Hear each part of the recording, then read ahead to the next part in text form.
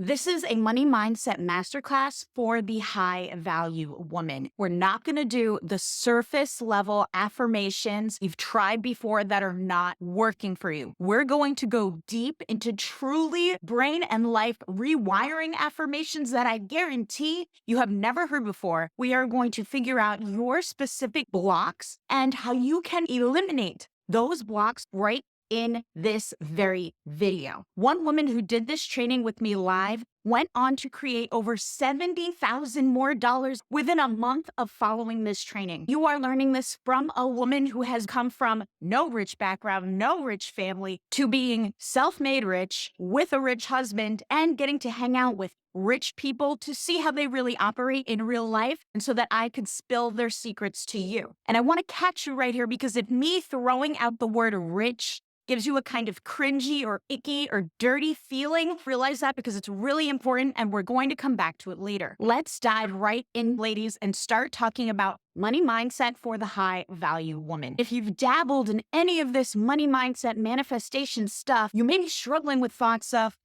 I'm not supposed to want it. I'm not supposed to want money. Believe that I already have it. Yet you went on this manifestation journey in the first place because you want it. You are trying to believe deep down that you are meant to receive abundance just for being you, yet you find yourself looking around everywhere and you're like, where is this abundance? You have been told that you're supposed to let money flow, that it is just energy. Yet when you're thinking about making a big investment, or when you're thinking about splurging on yourself, you're asking yourself, is this responsible? I would not be surprised if you have hit these stumbling blocks before. I have. First of all, every woman is a high value woman. We are the creators of life if we choose to be. We are the nurturers of life. We energetically feel the world in a much different and deeper way than men. So every woman, even though sometimes we may not feel like it, is a high value woman. We're going to open this up with a 1-question quiz to help you get tailored advice for you. Here is the question. Which do you happen to think often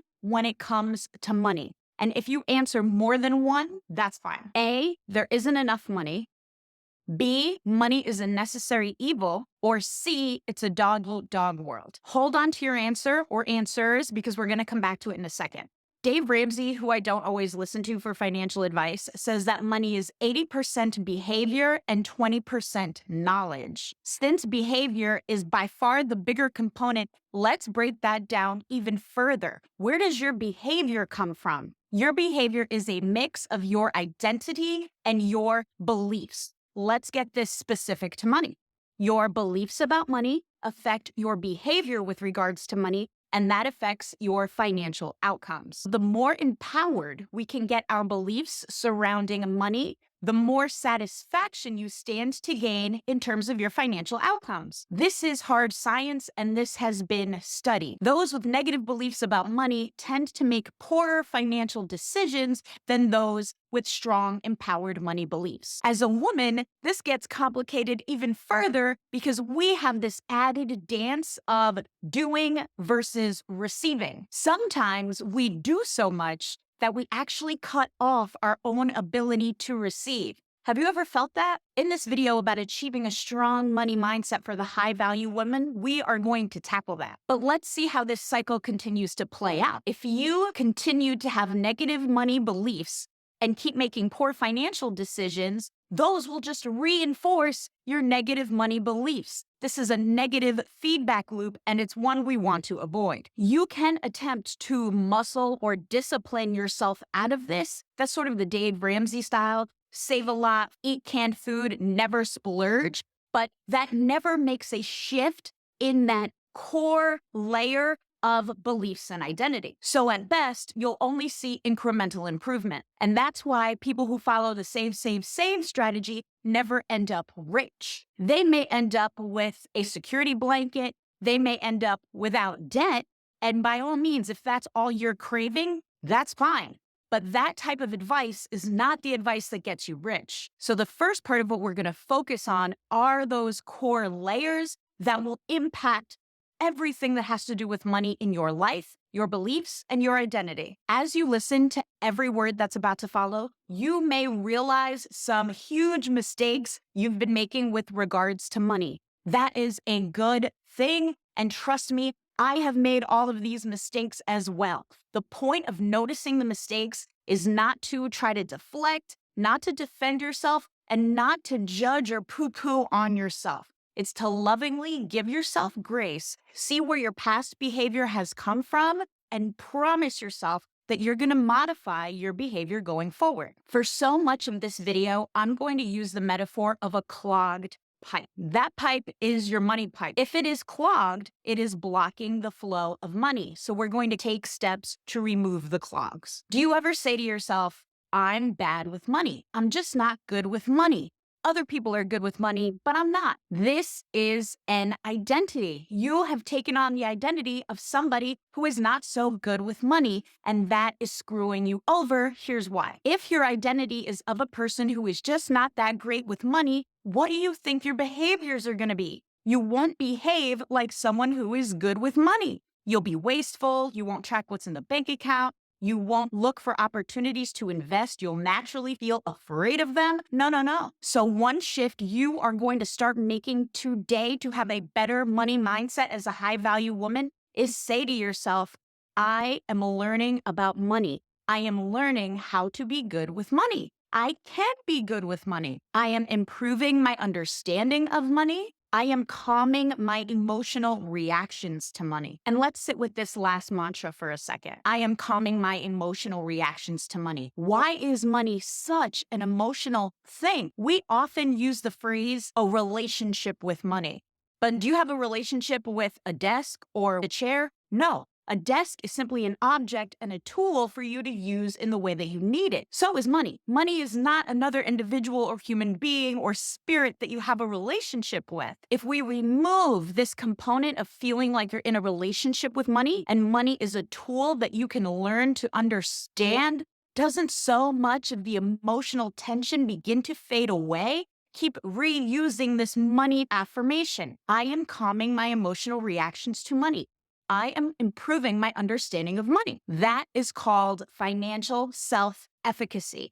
Self-efficacy is different from self-confidence and self-esteem. Self-efficacy refers to trust in your ability to try and to learn. You have decided to watch a masterclass YouTube video on money mindset for the high value woman. That means you have an inbuilt ability and desire to learn more about this. So I hope that this powerful money affirmation that I'm about to share with you is impactful. I believe in my ability to improve my financial self-efficacy. Now, if claiming this money affirmation, I believe in my financial self-efficacy, feels difficult or there's a tension you have towards it, it ties back to the quiz that we opened this video with. It ties back to those beliefs of there isn't enough money, money is a necessary evil, or it's a dog-eat-dog world. We are not taught about financial self-efficacy in school, but we're taught globally about how to want stuff. And it's very easy to put money on a credit card to buy that stuff you want. You have been taught to use debt to acquire liabilities, which are things that do not make you any money. Think about your latest TJ Maxx run. This happened to me. You know how there's the long lines and the queues at TJ Maxx? They were saying, hey, want to cut the line? And I'm like, yeah. And they're like, just sign up for our credit card today and you'll be able to cut the line. They're teaching you how to pile on debt to acquire liabilities. Nobody is jumping around offering you benefits, rushing to teach you how to get seller financing on a cash flow positive business. When a rich person borrows money, it's called leverage. And when a poor person borrows money, it's called debt. Why is that? Because rich people who have a high level of financial self-efficacy use what they have borrowed to create assets or other income-producing things. That could be buying real estate, businesses, dividend-paying stocks, or investing in their own businesses. So all of this is to say that if we have deep-seated feelings of shame, feeling like a bit of a loser for not really understanding money, for not having a high level of financial self-efficacy, it is okay. It is okay. You can begin to release and give yourself compassion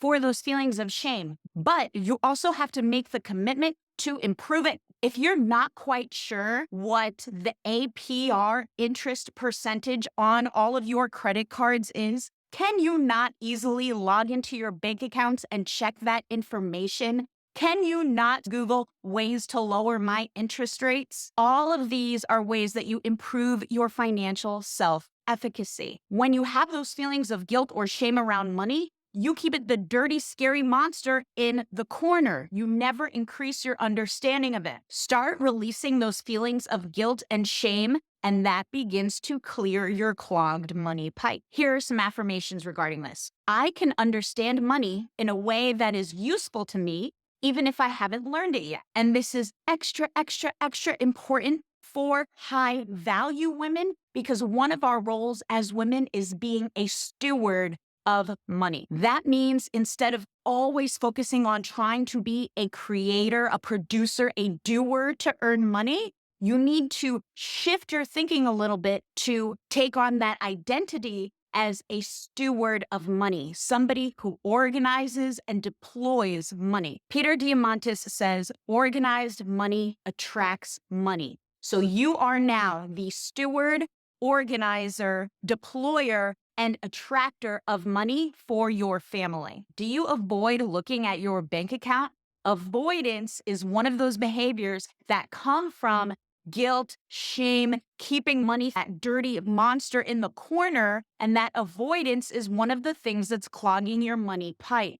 Remove the avoidance, understand that all of your interactions with money are moving towards improving your financial self-efficacy, and you will further unclog your money pipe. You are no longer afraid to look at your bank account on a weekly or monthly basis and track what's in there and track what's going on. You're not afraid to ask yourself, what would be the next useful thing for me to learn to improve my understanding of money for my life and my family's life? You're beginning to notice how shifting all of your money beliefs nearly effortlessly will start to change your money behaviors. That's what'll change your financial outcomes, and that's what'll create new positive feedback loops for you. Because let me make this very clear, rich people look at their bank accounts. There's that word again, rich. Does it still make you uncomfortable right now? Hitler ate food, so anybody who eats food is greedy and evil.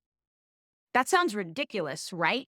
Why am I saying such a ridiculous thing? Of course, some people who pursue money and wealth are greedy and evil. That does not mean by you pursuing money and wealth, you're greedy and evil. That is one of the beliefs and tensions clogging your money pipe. If you believe rich is a dirty word, rich people are evil or are jerks, is it any wonder that you repel money?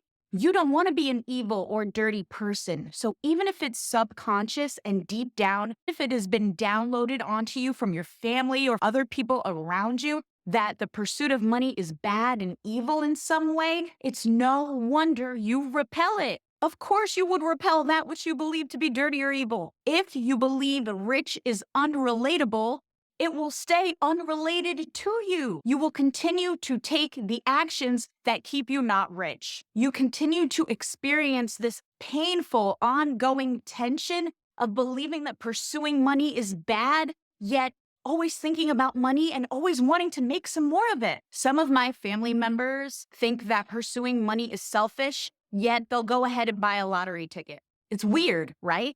That is a tension you can begin to soothe and iron out today simply by putting the loving awareness on it and understanding that pursuing money, improving your financial self-efficacy for yourself and for your family is a noble act. I know as a writer, she writes advertisements for a living.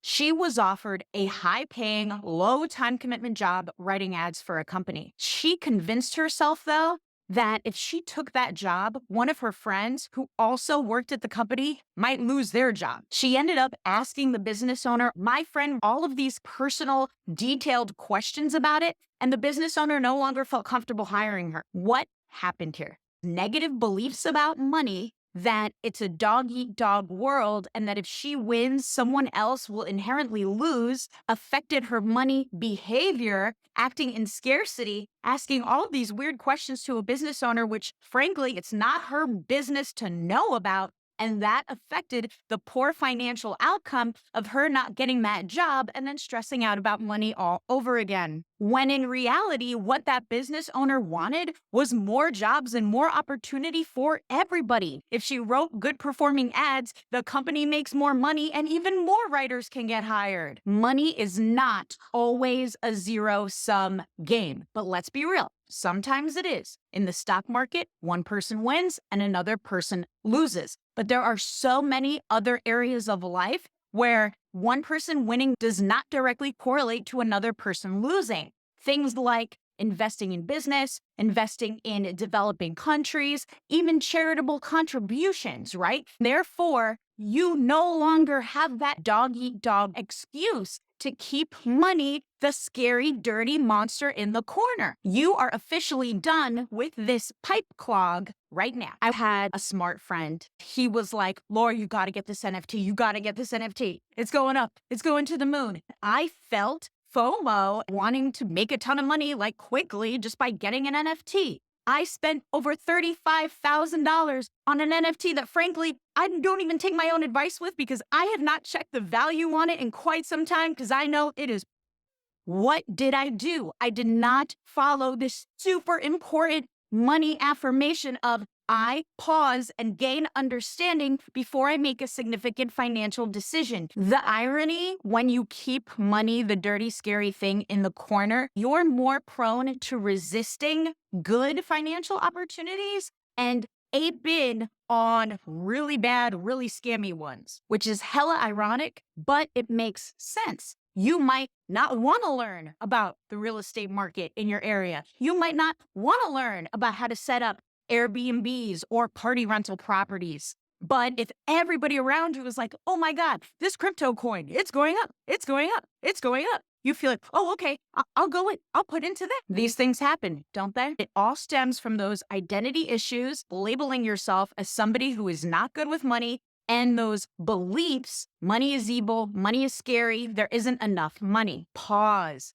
get calm. Do not make emotional decisions regarding money. You're not in a relationship with it. In fact, if I am being rushed, that is now a clue to me that it is not the right decision for me. I've reversed the rule, right? So it's like, they're rushing me, I gotta do it. Now I'm like, oh no, they're rushing me. I know I can say no to this with confidence because the right opportunity is gonna be longer term than like a 48-hour window you gotta dive right in. Here's a fact, right? We all grew up with some bullshit surrounding money. When I was a kid, I vividly remember laying in bed awake at night and overhearing my parents arguing about money. What did that teach me? Money causes conflict. When I got into my dream college and I got that fat envelope in the mail, I literally screamed with delight. My grandma, who lived with us, was worried that I was going to have a heart attack.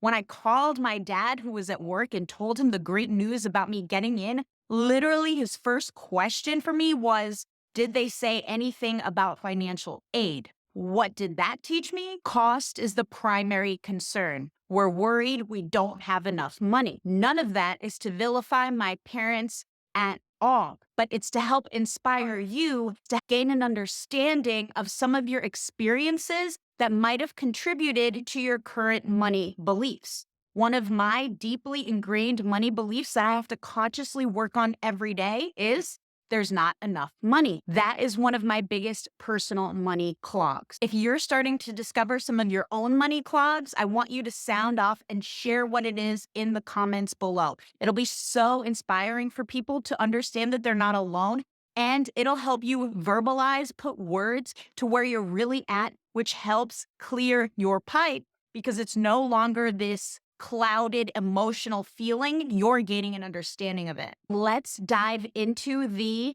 there isn't enough money disempowering belief. Your current cycles of earning some money and then not having enough money earning some money and not having enough money will never end until you begin to shift that belief. If you believe there isn't enough money, what's your reality going to be? There won't be enough money. This is why people can win millions and millions of dollars in the lottery and then lose it all within a year, which the majority of lottery winners do because they recreate the reality of there not being enough money. Let me relate this directly to you. At one point in your life, you had the most money you ever had. Maybe it's today. Maybe it was last year. I want you to think back and remember when that time was. You had the most money you ever had. And how did you feel? If you're anything like me, you might have still felt like there isn't enough money. If you can simply begin to acknowledge you have this feeling of there always needs to be more in order to feel like it's enough, you can start to remove that clog from your money pipe. When a soldier comes home from war and he struggles with PTSD, what does that mean? That means that he feels stress and anxiety and like there's danger when there is not currently danger around him. He is on heightened alert. You may have experienced financial insecurity in your life. Many of us have. So none of what I'm saying is to discredit the very real, huge concerns of financial insecurity. The clog in the pipe comes from when you perceive there to be financial insecurity when there is not. And in that situation, ironically, you become the threat to create the financial insecurity you perceive. And this might be a little emotionally heavy and challenging to unpack. Here's the good news. You don't have to unpack it right now. Simply sit with the thought, let it reverberate in you, and let it have a chance to express itself so that you can catch it if it's ever happening to you. Of course, nobody consciously thinks, I'm going to create financial insecurity for myself. No. We do all of this subconsciously. But if I got your behaviors under a microscope, I could find this shit in less than 5 minutes. So I want you to try on this thought exercise. If you had enough today, if you had enough money today, what would you do? What would happen if somehow what you had today was enough? This is very important for women to understand in particular because it will help you relax into more receivership. So another empowering money affirmation for you is in the form of a question, especially when you're not sure which financial decision to make. And it goes like this. If I had enough, what would I do? It doesn't mean you necessarily have enough. God forbid I told you you had enough. If, the conditional. If you had enough, what decision would you make? If you had enough, would you be starting side hustle after side hustle and not sticking with any of them? Probably not. If you had enough, would you FOMO 50% of your net worth into some crypto coin? Probably not. The framing question of if I had enough, what would I do is going to clear your money pipe and help you make smarter financial decisions. A common money thought that's clogging your pipe is, I can't afford it. Just like every other disempowering thought, if you continue to tell yourself, I can't afford it, what's your reality going to be? You won't be able to afford it. Here is a simple way to switch that, and it's the way rich people think even before they're rich. Here's how I could afford it.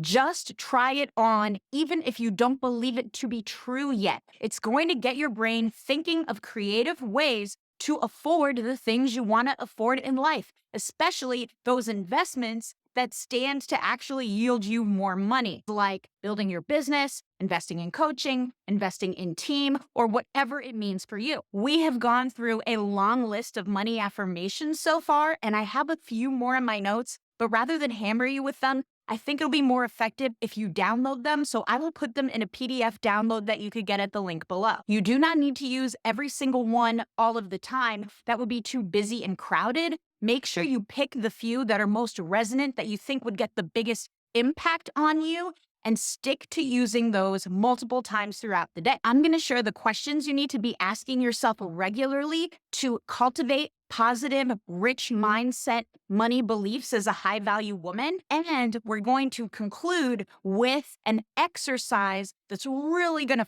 flip your money beliefs into being so empowered So stick with me. Here are the types of questions I want you to think about so that you can continue to make empowered financial decisions. Is a feeling of financial uncertainty causing me to act this way? Am I doing this out of financial insecurity or scarcity? If I had enough, what would I do? If I had a healthy money mindset, what would I do? I am not in survival mode. What will I do? And now that you know these, you are called to a higher standard, and I'm not sorry about it. Because when most people step out of survival mode, what do?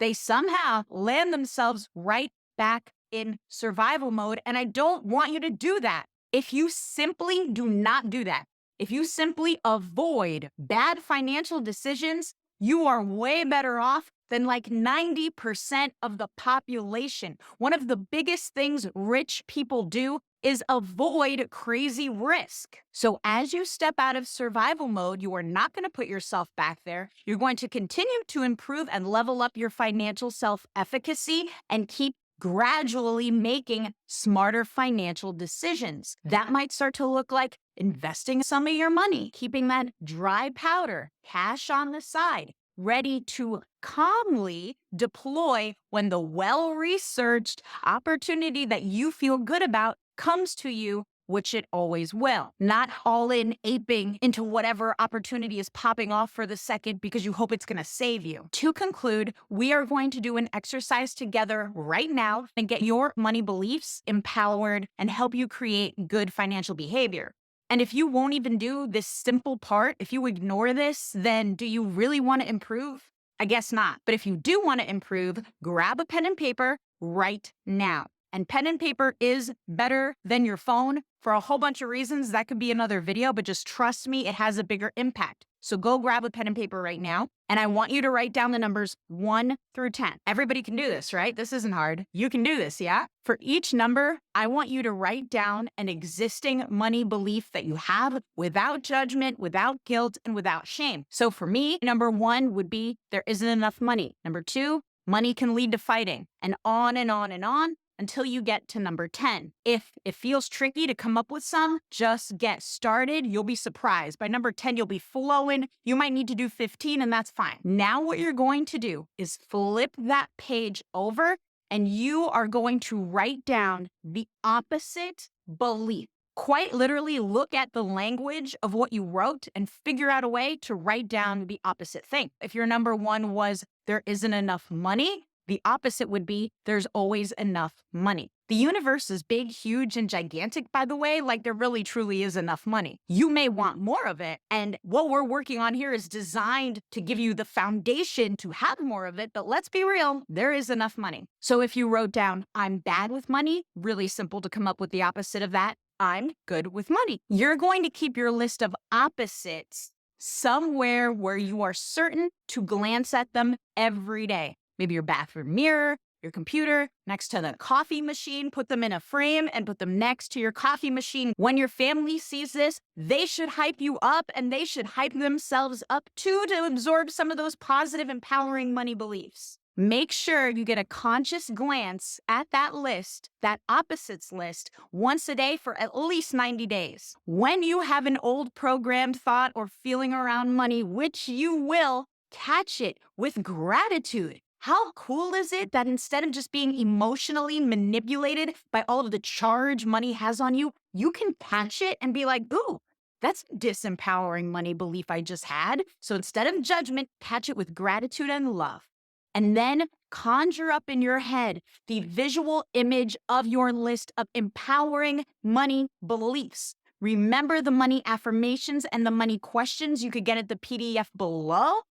Pause, emotionally regulate, and decide what you're going to do next. This process will become more automatic and effortless over time. So even if it's some heavy lifting for you in the beginning, that will only make it easier as you stick with it. And it is so worth it. I hope this video has created instant shifts. How cool that you have this opportunity and this wealth of knowledge now. And that is Money Mindset for High Value Women.